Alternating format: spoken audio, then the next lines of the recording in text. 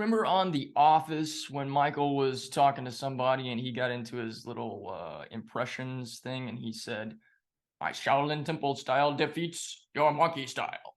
I was thinking about that quote recently because I was thinking about all of these techniques and tools that we have to transform ourselves, grow in our personal development, and if we want to get into the spiritual side of things, create manifestations.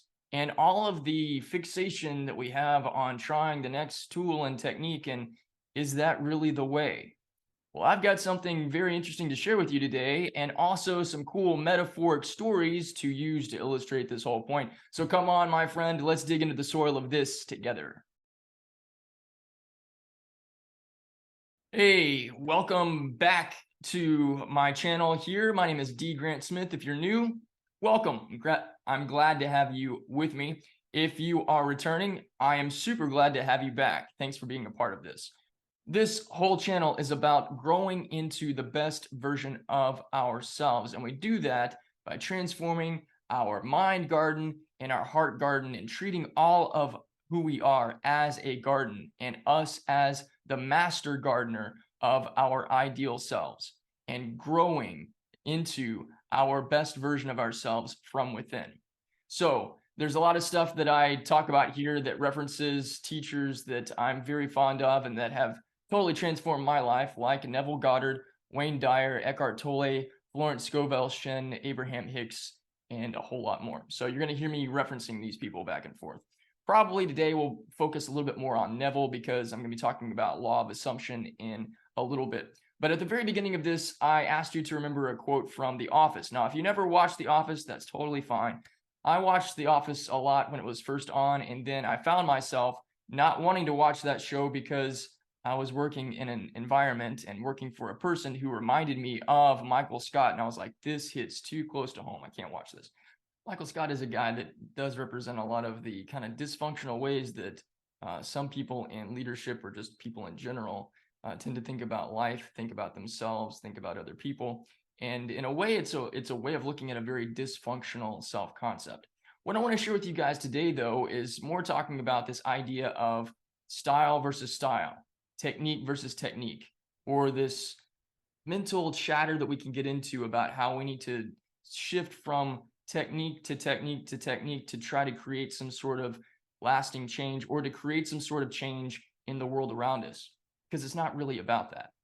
Instead, today, I want to bring a metaphoric example of Bruce Lee into this picture. Now, about 2 years ago, I think I did a short series of videos where I talked about how Michael Jordan, Bo Jackson, and Floyd Mayweather used the law of assumption taught by Neville Goddard, possibly without them having any idea what the law of assumption was or who Neville Goddard was. That didn't matter. They were still using this same idea, this same teaching, and that helped transform and elevate them to the level of greatness that they eventually became. And I'll put links to those videos in the description below. So if you want to go see how I have related Bo Jackson, Michael Jordan, and Floyd Mayweather with the law of assumption, you can check that out. But in terms of Bruce Lee is a great example of how not fixating on one particular style is what actually makes the difference. It wasn't about the style for Bruce. For Bruce, it was about his concept of self. And if you've read any of his stuff or read about any of his stuff, one of the things I appreciate so much about Bruce Lee was, aside from, at the time, being potentially one of the world's greatest martial artists, and definitely being somebody that on a global spectrum brought elements of Eastern martial arts into the Western culture and Western world and totally revolutionizing the way that combat sports work, the way that we understand different aspects and elements of Eastern culture, and also an embracing of different ways of exercise and treating not just our physical exercise and health and our nutritional exercise and health, but bringing a spirituality into this process. Bruce Lee was a catalyst, one of the key catalysts for making that more globally accepted. And he did that in a variety of ways. He was an incredible philosopher, and his ideas and his beliefs and the way that he saw the world revolutionized the way a whole lot of people think, myself being one of them. But you'll find in his movies, even though he, in some ways, some of his earlier films, he talks about, or the film discusses, this idea of style versus style from one fighter versus another fighter to prove which one is the most powerful. Now, of course, if it's a Bruce Lee movie, Bruce Lee is going to end that fight at the end. He's going to end up being the most victorious person there because it's a Bruce Lee film. But that same thing is true when you look at just about every action movie. I mean, Sylvester Stallone wins in all of his movies, doesn't he? Steven Seagal wins in all of his movies without ever getting a scratch or anybody even touching him, doesn't he? It's kind of ridiculous for Steven Seagal, but I'm not going to go down that road. But what all of those films represent, whether we're looking at Bruce Lee or anybody else, is really a self-concept. But when we dig into the Bruce Lee side of things, he was not fixed in his regular practice of martial arts. He wasn't fixed on just Kung Fu being the best martial art. He wasn't fixed on even a particular style of Kung Fu being the best style of Kung Fu. Bruce Lee was constantly learning new things and adapting new things and bringing all of these new learnings into his concept of self so that he could be the best fighter, or he could be the best version of himself in the ideal state that he wanted to be. And that's really what this is all about, because it's not about doing a certain technique. Like, if you're watching this and you're into the manifestation stuff, you probably have watched other Neville Goddard videos or anything about manifestation, and there's a new teacher or an old teacher coming on every day with a new video about how to manifest in 24 hours or less. Or there's some that's about how to manifest in 5 minutes or how to do this in a short amount of time. And if you're in this place of, I really have to have this thing happen, I really have to have this change happen now, and I'm doing all these things and they're not working, but this person says I can do it in 10 minutes or 2 hours or whatever, yeah, I'm going to jump on this thing. So you jump on the thing and you try it, and maybe it works a little bit, maybe you start seeing a little bit of progress, but you don't commit to that practice. It doesn't become a part of who you are. So then it doesn't work. And you give up on the technique. That technique doesn't work. That's garbage. This is why some people say affirmations really work for them, and other people say that they don't work at all. Well, the affirmation is a tool. It's not the secret. All of us are looking for the secret, and we can reference the Rhonda Byrne book if we want to, but even in the Rhonda Byrne book, The Secret, where there's a lot of great teachers, they're still talking about changing your self-concept, which is what Neville Goddard taught. You have to become the person and live in the state of consciousness as already being the person that you want to be. Thinking from the state of you already having what it is that you want to have, regardless of what is showing up outside of you. That is how you step into the realization or the manifestation or the completeness of what it is that you want. That's the way this works. The universe doesn't give us what we want. The universe gives us who we are. We have to become that person. And that becoming happens on the inside of us, in our inner garden.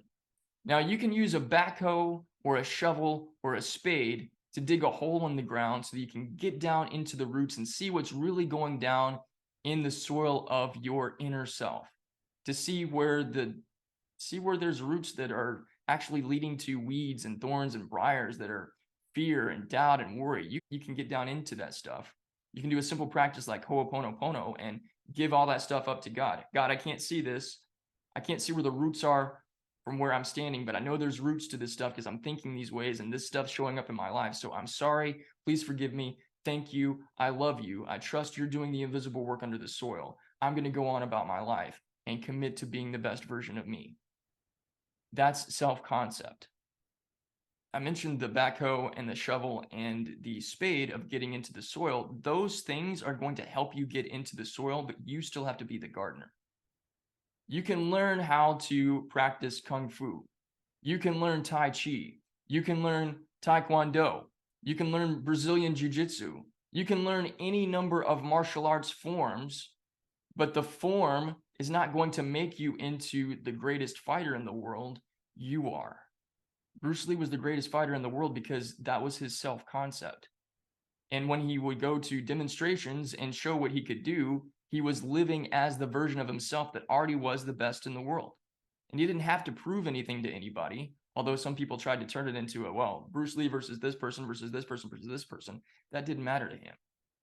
For him, it was about him being the best version of himself. And he was constantly in this state of growth, constantly in this state of improvement, not ever settling for, well, I've reached this pinnacle, so now I don't have anything else to do. No, it was an ever increasing, ever transformational experience for him to continue to grow and evolve and be like water instead of being like a piece of wood or stone, because those are fixed objects. They can't move and can't change and can't adapt. But one of Bruce Lee's big teachings is be like water. Pour water into a glass, it becomes the glass. Pour water into a bowl, it becomes the bowl.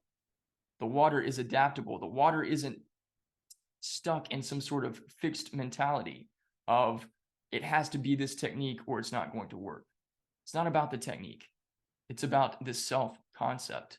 It's about you living in the assumption of you already being who it is that you desire to be. And being in this state, Neville talks about it in several of his books. One of them I have right here that I've been rereading, Manifesting Miracles. At the end of this, he's got 36 questions that he answers. One of the questions being, what if I want to manifest multiple things at one time? What can I do? And what he says is, live in your imagination as though those things have already taken place. So when you're having imaginal acts, you're already imagining that that's already done. You're not trying to put the pieces together of, well, this thing needs to happen and this thing needs to happen, so I need to imagine these individual steps. You don't do that. You sit in a place of thinking something like, isn't it wonderful? Feel ecstatic. You don't have to be thinking about all the things that you're ecstatic about. That doesn't matter. The universe will bring all those things into play. You already know what your desires are, but feel so ecstatic, so excited about how wonderful, how amazing your life is, and feel that, and then live from that place instead of just thinking of it as some sort of distant thing that you hope happens. This is how we be like Bruce Lee in our personal growth, in our spirituality, and in our transformation. Because we're not fixed in one place. We are in the soil of our inner garden. We're continuing to plant inside of us the best seeds, the seeds of love, and watering those every single day and reminding ourselves of who we are. And so if affirmations or sats or journaling or scripting or meditation or any other technique helps you to stay in that state, use it. But don't tie yourself to the technique as though the technique is the secret. It's not. You are.